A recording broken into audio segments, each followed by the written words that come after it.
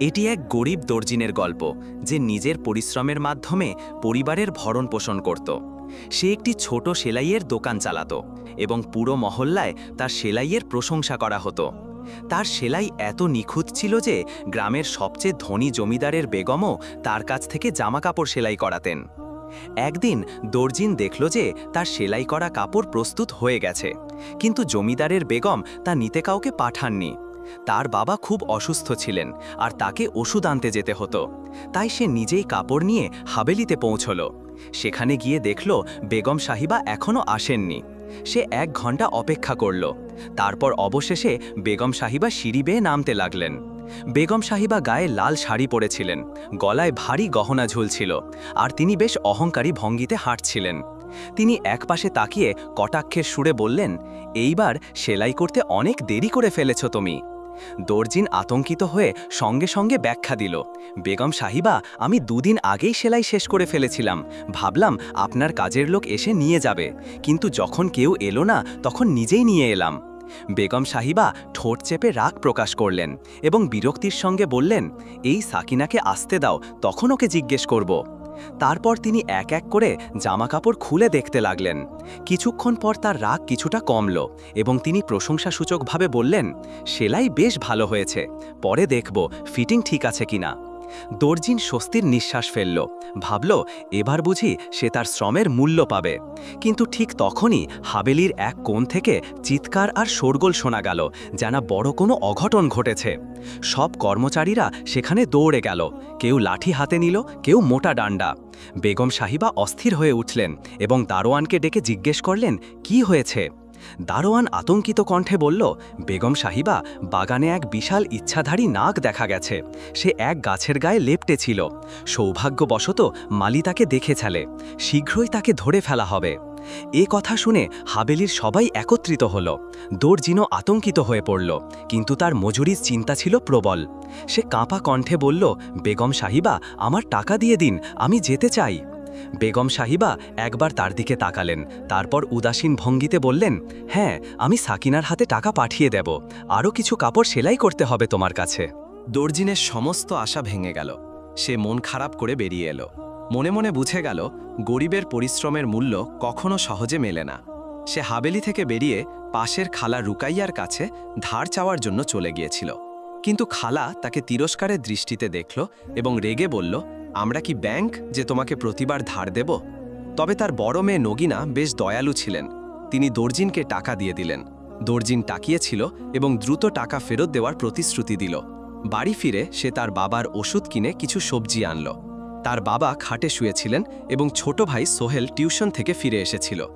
এই 3 জন একে অপরের সহায় ছিল। মার মৃত্যু অনেক আগে হয়ে গিয়েছিল আর বাবা অসুস্থ হয়ে পড়েছিলেন। যদি দর্জিনের হাতে সেলাইয়ের দক্ষতা না থাকত, তবে হয়তো তারা অনাহারে মারা যেত। রাতের বেলা যখন সে বাবাকে হাবেলিতে ঘটে যাওয়া ঘটনা বলছিল, তখন তার মুখে অদ্ভুত ধরনের অস্থিরতা দেখা গেল। তিনি ধীরে ধীরে বললেন, একদিন তো তাকে ফিরে আসতেই হবে। শেষ পর্যন্ত সে কিভাবে বদলা না নিয়ে থাকতে পারবে। দর্জিন অবাক হয়ে বলল, বাবা, আপনি কি বলছেন। বাবা গভীর নিঃশ্বাস নিয়ে বললেন, যদি তারা তাকে মেরে ফেলে তবে সে আবার ফিরে আসবে। ইচ্ছাধারী নাগ কখনো মরে না, 100 বছর পরেও জন্ম নেবে। দর্জিন হাসতে হাসতে বলল, বাবা, আপনি তো এমন গল্প বলছেন, এসব সব কাহিনীর মতো। তবে বাবার মুখের গম্ভীরতা তাকে চিন্তায় ফেলে দিল। সন্ধ্যা হয়ে গেল এবং হঠাৎ আবহাওয়া খারাপ হয়ে গেল। তীব্র ঝড় এবং লাল মাটি দিয়ে ঘরটির কাঁচা দেয়ালগুলো কেঁপে উঠল। নাফিসা ভীত হয়ে গেল। সে দ্রুত সোহেলকে ভেতরে ডেকে নিয়ে এসে বাবার খাটটি ঘরের মধ্যে বিছিয়ে দিল। রাত অনেক গভীর হয়ে গিয়েছিল। তখন হঠাৎ দরজায় এক টোকা হলো। নাফিসা চমকে উঠল, এত রাতে কে আসতে পারে। সে ভেতর থেকে আওয়াজ দিল, কে। বাইরে থেকে গম্ভীর কণ্ঠে উত্তর এলো, আমি একজন পথিক, আঘাতপ্রাপ্ত, এক রাতের আশ্রয়ে চাই। নাফিসা জানত তাদের বাড়ি পথচারীদের জন্য উন্মুক্ত ছিল, তবে এত রাতে একজন অপরিচিতকে ভেতরে ডাকা ঠিক হবে কিনা তা নিয়ে সন্দেহ ছিল। কিন্তু যখন সে দরজা খুলল, তখন সামনে দাঁড়ানো যুবককে দেখে তার শ্বাস থেমে গেল। গভীর সবুজ চোখ, ফর্সা গায়ের রং এবং এক রাজপুত্রের মতো আকৃতি ছিল তার। কিন্তু তার অবস্থা খুব খারাপ ছিল। শরীরে একাধিক গভীর ক্ষত ছিল, কাপড়গুলি রক্তে মাখানো ছিল। নাফিসা ভয়ে জিজ্ঞেস করল, আপনার এত আঘাত কিভাবে হলো। যুবক বলল, লোকেরা আমাকে মেরেছে, কোনো অংশ ছেড়ে দেয়নি, কিন্তু আমি তাদের ছেড়ে দেব না। তার কণ্ঠে অদ্ভুত এক আতঙ্ক ছিল। নাফিসা দরজা খুলে তাকে ভেতরে আসতে দিল। সে পিলারের পাশে বসে গেল। নাফিসা ভাবছিল বাবাকে জাগিয়ে দেওয়া উচিত, কিন্তু তারপর ভাবল তার স্বাস্থ্য খারাপ, তাই তাকে না জাগানোই ভালো। আপনার কাছে কোনো কাপড় আছে? সে প্রশ্ন করল। নাফিসার কাছে শুধু নতুন কাপড় ছিল, কিন্তু তাকে তার পুরনো ওড়না মনে পড়ল। সে সেই ওড়না বের করে তাকে দিল। তার হাতের ক্ষত ছিল, তাই নাফিসা নিজেই তার ক্ষত পরিষ্কার করতে শুরু করল। তার হৃদয়ে দ্রুত ধুকধুক করছিল। এত কাছে থেকে সে আগে কখনো কোনো অপরিচিত পুরুষকে দেখেনি। সে চুপচাপ বসেছিল, যেন সে তার সব কিছু হারিয়ে ফেলেছে। নাফিসা তাকে খাবার দিতে বলল। সে বলল, যদি একটু খাবার পেতে পারি তবে খুব বড় দয়া হবে। নাফিসা দ্রুত রাতের বাকি খাবার এনে দিল। তাকে দেখে নাফিসা ভাবছিল, এত সুন্দর মানুষটা এই গ্রামে কোথায় থাকতে পারে। তার চোখে কোনো সাধারণ মানুষের দৃষ্টিও ছিল না। সে বলল, আপনি আমার কারণে এত রাতে কষ্ট পেলেন, এজন্য আমি দুঃখিত। তবে কি করব, খুব কষ্টে প্রাণ বাঁচিয়ে এখানে এসেছি, না হলে তারা আমাকে মেরে ফেলত। নাফিসা চিন্তিত হয়ে বলল, আপনার শত্রু কি এই গ্রামের মানুষ? সে মাথা নাড়ল। আমি বেশি কিছু বলতে পারবো না, তবে আপনার কাছে একটা অনুরোধ করতে চাই। যতদিন আমার ক্ষত ভালো না হয় আমাকে এই বাড়িতে থাকতে দিন, এবং আমার সম্পর্কে কাউকে কিছু বলবেন না।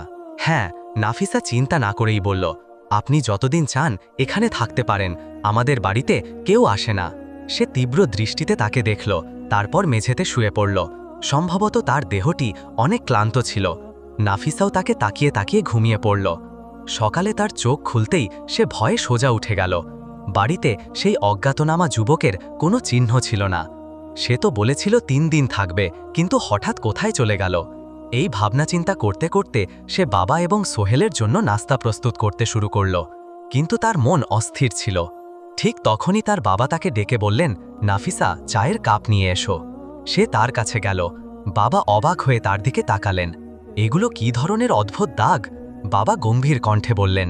নাফিসা তার চোখের দৃষ্টিতে তাকিয়ে দেখল, সত্যিই মেঝেতে অদ্ভুত দাগ ছিল। সে অজানা মুখে বলল, এটা কি?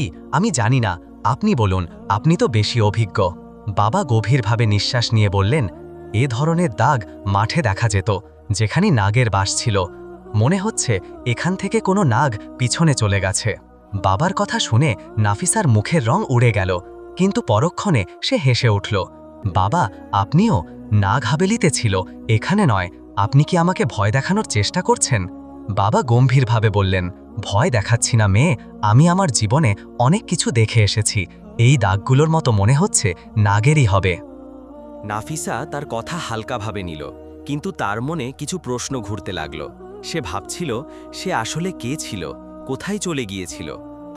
যদি সে আবার ফিরে আসতো, তাহলে অন্তত তার নাম জানতে পারতাম। এই অস্থিরতার মাঝে সে পাশের খালা রুকাইয়ার ছেলের বিয়ের জন্য কাপড় সেলাই করতে শুরু করল। কিছুক্ষণ পর খালাদের কাপড় নিতে এসে নাফিসাকে এক পলক দেখে বললেন, তোর সারা জীবন কুমারী থাকতে হবে নাকি? নাফিসা অবাক হয়ে তাদের দিকে তাকালো। খালা গভীর শ্বাস নিলেন এবং বললেন, একদিকে তোর বাবা অসুস্থ, ঘরে খাওয়ার কিছু নেই, তোর ছোট ভাই এখনও ছোট, এভাবে তোর বিয়ে কিভাবে হবে? নাফিসা ধীরে ধীরে উত্তর দিল, খালা, আমার বিয়ে নিয়ে কোনো তাড়া নেই, আমি শুধু আমার বাবা এবং ভাইয়ের দায়িত্ব নিতে চাই, এটাই আমার জন্য যথেষ্ট। খালা তার মাথায় হাত রাখলেন। আল্লাহ তোকে শক্তি দিক মেয়েটা, তোর কথা শুনে খুব দয়া লাগছে। নাফিসা তার কথা শুনে কোনো উত্তর দিল না, কারণ এমন কথা শোনার অভ্যস্ত হয়ে গেছে। সন্ধ্যায় সোহেল টিউশন থেকে ফিরে এসে বলল, আপু, টিউশন ফি চাইছিল, কিন্তু তোমরা টাকা দেবে কবে? নাফিসা তার দিকে তাকিয়ে মাথা নেড়ে বলল, 1-2 দিন পর দিয়ে দেব, মালিকের ওপর রাগ হচ্ছে, সে এখনও দাসীর মাধ্যমে টাকা পাঠায়নি, হয়তো আবার আমাকে যেতে হবে। রাতে যখন সে কাপড় সেলাই করছিল, তখন পেছন থেকে এক পরিচিত মৃদু কণ্ঠ শোনা গেল, কেমন আছো? নাফিসা চমকে উঠে পেছনে ফিরে তাকালো এবং তার চোখ খোলা গেল। ঠিক ওই যুবক সামনে বসেছিল। নাফিসা ভীত হয়ে বলল, তুমি ভেতরে কিভাবে আসলে?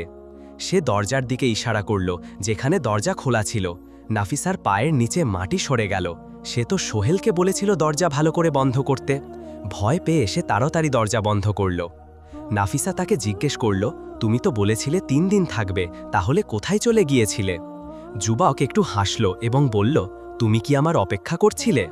নাফিসা তার কথায় লজ্জিত হলো, হয়তো সে তার অস্থিরতা বুঝে ফেলেছিল। তারপর সে কোমল কণ্ঠে বলল, আমি তোমার ভালোর জন্যই চলে গিয়েছিলাম। যদি এই ঘরে কেউ আমাকে দেখে ফেলে তাহলে সমস্যায় পড়বে। নাফিসা তাকে দেখে বলল, তোমার কিছু খেতে ইচ্ছা করছে? যুবক মাথা নেড়ে বলল, হ্যাঁ, একটু দুধ যদি পাওয়া যায়। নাফিসা কোনো কথা না বলেই বাবার জন্য রাখা দুধ নিয়ে এসে তাকে দিল। সে দুধ খেয়ে বলল, তুমি খুব দয়ালু মেয়ে নাফিসা। নাফিসা তার কথা শুনে চুপ ছিল, তবে তার মনে অনেক কিছু ঘুরপাক খাচ্ছিল। সে তাকে জিজ্ঞেস করল, তোমার শত্রু কারা? আমাকে বলো, আমি তোমার সাহায্য করতে পারি। যুবক নাফিসার কথা এড়িয়ে বলল, আমাকে আমার প্রতিশোধ নিজে নিতে হবে, তবে শুধু একটু সময় দরকার।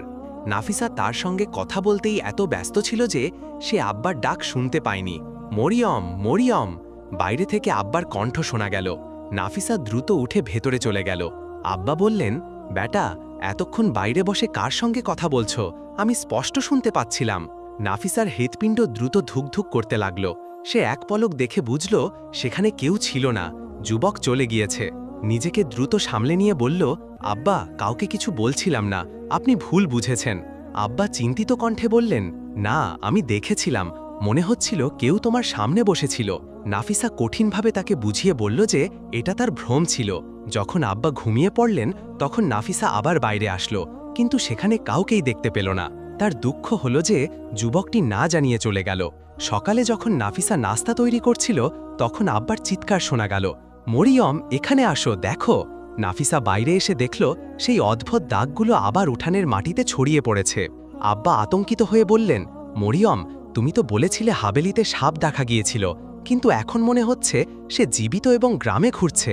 তার চোখে আতঙ্ক ছিল, কিন্তু নাফিসার মুখে কোনো প্রতিক্রিয়া ছিল না। ও আর তার আব্বার মধ্যে আলোচনা চলছিল।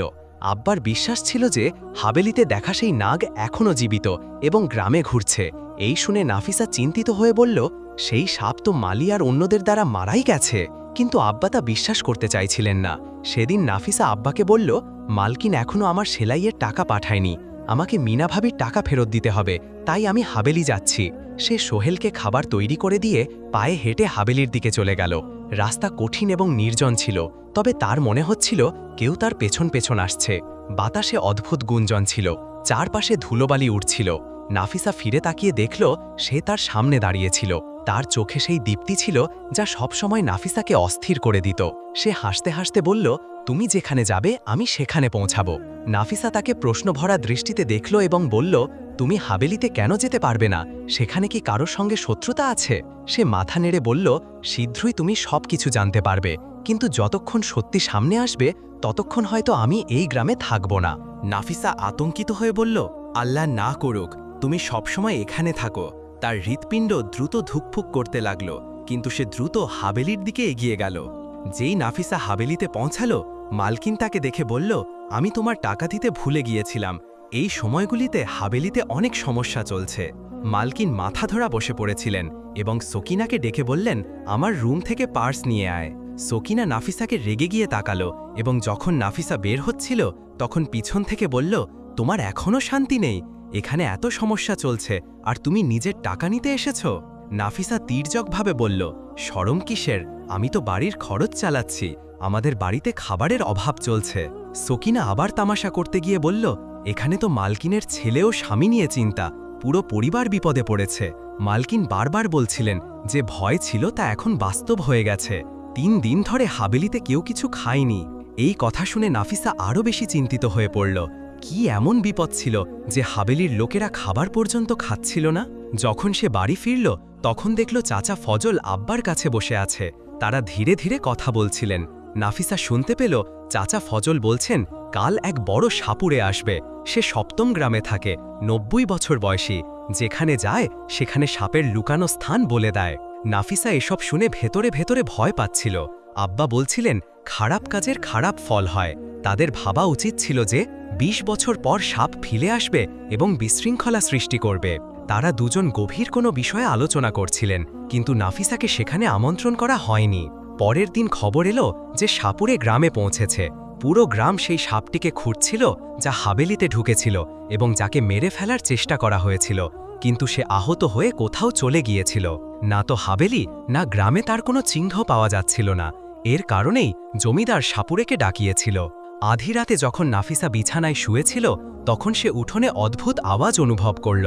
তার চোখ তৎক্ষণাৎ খুলে গেল এবং সে আতঙ্কিত হয়ে বাইরে বের হয়ে এসে যা দেখল তাতে তার চোখ আকাশে উঠে গেল। সেই যুবক কোনায় ভয় পেয়ে বসেছিল। তার অবস্থা দেখে নাফিসা তাকে জিজ্ঞেস করল। যুবক ভয়ে ভয়ে বলল, আমি দেয়াল টপকিয়ে এসেছি, যদি তা না করতাম তারা আমাকে মেরে ফেলত। নাফিসা চিন্তিত হয়ে তার জখমের কথা জিজ্ঞেস করল।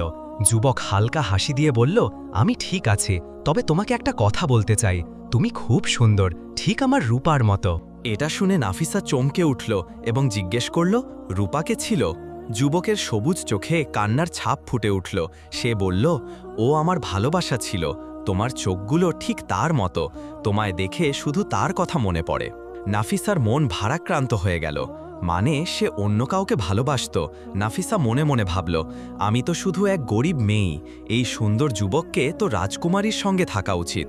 সে নিজেকে সামলে জিজ্ঞেস করল, তাহলে রূপা কোথায় চলে গিয়েছিল? যুবক গভীর শ্বাস নিয়ে বলল, কাশ যদি সে বেঁচে থাকত, তবে সে এখন এই দুনিয়ায় নেই, তার কথা ভাবতে আমার খুব কষ্ট হয়। তার কণ্ঠে এত বেদনা ছিল যে নাফিসা বুঝতে পারল রূপা সত্যিই খুব ভাগ্যবতী, যার জন্য এই যুবক এত ভালোবাসে। যুবকের চোখে ক্ষোভের আলো ফুটে উঠল। সে বলল, ওকে আমার থেকে ছিনিয়ে নেওয়া হয়েছিল, তার স্মৃতি আমার আত্মাকে তাড়া করে, আমি আমার শত্রুদের থেকে প্রতিশোধ নিতে চাই, আমি আবার ফিরে আসব। বলেই সে রাতের অন্ধকারে মিলিয়ে গেল। পরের দিন ফজল চাচা নাফিসার আব্বার কাছে এসেছিলেন এবং বললেন, আজ সাপুরে পুরো গ্রামে সাপ খুঁজবে, তোমাকে এই ঘটনা দেখা উচিত। আব্বা প্রথমে অস্বীকার করলেন, কিন্তু ফজল চাচা কিছু বললেন এবং আব্বা তৎক্ষণাৎ প্রস্তুত হয়ে গেলেন। কিছুক্ষণ পর ফজল চাচা এবং আব্বা বাইরে গেলেন, কিন্তু যখন তারা ফিরে এলেন আব্বা অস্থির ছিলেন। তিনি বলছিলেন, পুরো গ্রামে খোঁজা হয়েছে, কিন্তু সাপটির কোনো চিহ্ন পাওয়া যায়নি, সে কোথায় চলে গেল? পরের দিন যা ঘটল তা সবাইকে অবাক করে দিল। হাবেলির মালিক তার লোকজন নিয়ে তাদের দরজায় দাঁড়িয়েছিল, সাথে এক বৃদ্ধ সাপুড়ে। হাবেলির মালিক রেগে গর্জে উঠলেন, নুরুদ্দিন, তুমি ওই সাপটিকে এই বাড়িতে এনেছ, ফজল সবকিছু জানিয়ে দিয়েছে। আব্বার মাথা নিচু ছিল, তিনি ধীরে ধীরে বললেন, আমি কিছু জানি না। মালিক হাসল এবং বলল, যদি আমার কথা সঠিক হয় তাহলে শাস্তির জন্য প্রস্তুত থাকো, আমি মৃতদেরও কবর থেকে বের করে আনতে পারি। তখন সাপুরের বাঁশি বাজতে শুরু করল। হঠাৎ করে দেয়ালের পাশে এক লম্বা মোটা সাপ দেখা দিল। সে ঝোপঝাড়ের দিকে চলে গিয়ে গায়েব হয়ে গেল। পুরো গ্রাম তার পেছনে দৌড়ালো, কিন্তু সাপটি পাওয়া গেল না। নাফিসা কাঁপছিল এবং আব্বাকে জিজ্ঞেস করল, এটা কি হচ্ছে, মালিক আপনাকে এভাবে কেন বলছেন? আব্বা গভীর শ্বাস নিয়ে বললেন, কারণ আমি তার অনেক গোপন কথা জানি। নাফিসা হতবম্ব হয়ে গেল, তাহলে আপনি কি একসময় সাপুরে ছিলেন? আব্বা মাথা নিচু করে বললেন, এটি ২০ বছর আগের কথা, যখন এই গ্রামে আমার এবং সেই চৌধুরীর অনেক আলোচনা ছিল। আমি তখন এক বড় সাপুড়ে ছিলাম, কিন্তু তারপর এক দুর্ঘটনার পর আমি এই কাজ ছাড়ি। আমাদের গ্রাম এমন জায়গায় ছিল যেখানে বালির জমিতে অনেক সাপ এবং নাগ রয়ে যেত। ওই সময় হাবেলি নতুন নির্মিত হয়েছিল, কিন্তু হাবেলির এক গোপন কোণে একটি নাগের জোড়া বাস করছিল। তারা তাদের নিজের পৃথিবীতে মগ্ন ছিল, কিন্তু কোনো কারণে হাবেলির মালিকরা তাদের দেখতে পায় এবং তারা সেই নাগ জোড়াকে মেরে ফেলতে চেয়েছিল, কারণ নাগের ভয় মানুষের মনে গভীরভাবে বসেছিল। আমি সবসময় আমার আব্বার সঙ্গে থাকতাম। আমি আজও ওই দিনটা ভুলতে পারি না, যখন হাবেলির মালিক আমার আব্বাকে ডাকেন এবং বলেন, তুমি এই জোড়াটি শেষ করে দেবে। আব্বা স্পষ্টভাবে অস্বীকার করেছিলেন এবং বলেছিলেন, অবশ্যই নয়, আমি এটি করতে পারবো না। যদি একটি নাগ মরে যায়, তার নাগিনী শতাব্দী পর্যন্ত তোমার পেছনে ছুটবে, আর যদি নাগিনী মরে যায় তাহলে নাগ তোমার পিছু কখনো ছাড়বে না, এক সময় ফিরে আসবেই। আব্বা তাদের কথায় সম্মত হননি, ফলে হাবেলির মালিকদের রাগ বেড়ে গিয়েছিল। তখন তারা চুপ থাকলেও আমি জানতাম না যে শহর থেকে গ্রামে ফেরার পথে হঠাৎ করে তাদের কিছু লোক আমাকে অপহরণ করে নেবে। তারা আমাকে জোর করে তাদের হাবেলিতে নিয়ে গিয়েছিল এবং বলেছিল, তুমি তো সাপুরে বাবার ছেলে, এখানে এসে বাঁশি বাজাও, দেখি সাপ ও নাগিনী কোথায় লুকিয়ে রয়েছে। আব্বা স্পষ্টভাবে অস্বীকার করেছিলেন, কারণ তারা ওই নাগজোড়ার ক্ষতি করতে চাইতেন, কিন্তু তারা আমাকে বন্দি করে রেখেছিল আর আমি বাধ্য হয়ে তাদের কথা মেনে নিয়েছিলাম। সেই রাতে যখন আমি বাঁশি বাজানো শুরু করি, তখন তারা দুজন নাচতে নাচতে বাইরে বেরিয়ে আসলো। তারা খুবই ছোট এবং নির্দোষ মনে হচ্ছিল। সোনালি রঙের সেই নাগ এবং নাগিনীর জোড়া আজও আমার চোখের সামনে অমলিন। আমি সেই ভীতিকর দৃশ্য দেখছিলাম। যখন আমি তাদের বাইরে বেরিয়ে আসতে দেখলাম আমি দ্রুত সেখান থেকে পালিয়ে গেলাম, কিন্তু আমি জানতাম না যে সেই রাতে সেই নাগিনী তার জীবনের বাজি হারাবে।